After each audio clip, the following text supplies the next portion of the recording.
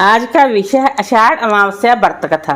एक समय की बात है, एक ब्राह्मण अपनी पत्नी के साथ रहता था। वो दोनों ही भगवान विष्णु के बहुत बड़े भक्त थे।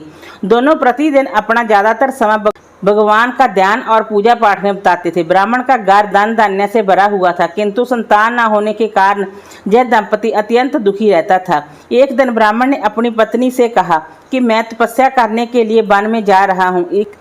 इसके बाद वह भगवान पर भरोसा और संतान की कामना लेकर वन में तपस्या करने के लिए चला गया। ब्राह्मण को कठोर तपस्या करते हुए कई वर्ष बीत गए, लेकिन उसे फल की प्राप्ति नहीं हुई।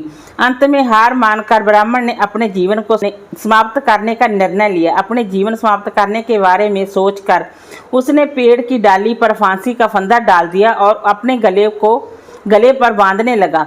तभी वहां पर सुख अमावस्या प्रकट होकर बोली, हे ब्राह्मण, तुम्हारे भाग्य में 7 जन्म तक कोई संतान नहीं लिखी है, किंतु मैं तुम्हें 2 कन्या का वरदान देती हूँ। तुम अपनी एक कन्या का नाम अमावस्या रखना और दूसरी का नाम पूनम रखना। तुम अपनी स्त्री से कहना कि वह 1 वर्ष तक सुख अमावस्या का व्रत रखें और अमावस्या के दिन 1 कटोरी चावल भरकर उस पर दक्षिणा रखकर दान कर दें। सुख अमावस्या की बातें सुनकर ब्राह्मण घर आया और ये पूरा वृतांत उसने अपनी पत्नी को सुनाया। सुख अमावस्या के देश अनुसार ब्राह्मणी ने व्रत रखना प्रारंभ कर दिया। कुछ दिनों बाद ब्राह्मण के घर 2 कन्याओं ने जन्म लिया, जिसमें से एक कन्या का नाम अमावस्या और दूसरी का नाम पूनम रखा गया। जब ब्राह्मण की दोनों बेटियां बड़ी हुई तो ब्राह्मण ने उनका विवाह कर दिया। बड़ी बहन अमावस्या धार्मिक प्रवृत्ति की थी। वह काफी समय भगवान की पूजा और धर्म कर्म में व्यतीत करती थी। इसके विपरीत पूनम भगवान को बिल्कुल भी नहीं मानती थी। बड़ी बहन अमावस्या के घर में सुख समृद्धि का भंडार था, पर छोटी बहन के घर में दरिद्रता छाई हुई थी। जब बड़ी बहन अमावस्या को अपनी छोटी बहन पूनम के बारे में पता चला कि वो बहुत दुखी है, तब अमावस्या अपनी बहन के लिए ढेर सारा सामान लेकर उससे मिलने गई। छोटी बहन के घर पहुंचकर अमावस्या ने उसे 1 वर्ष तक सुख अमावस्या का व्रत करने की सलाह दी।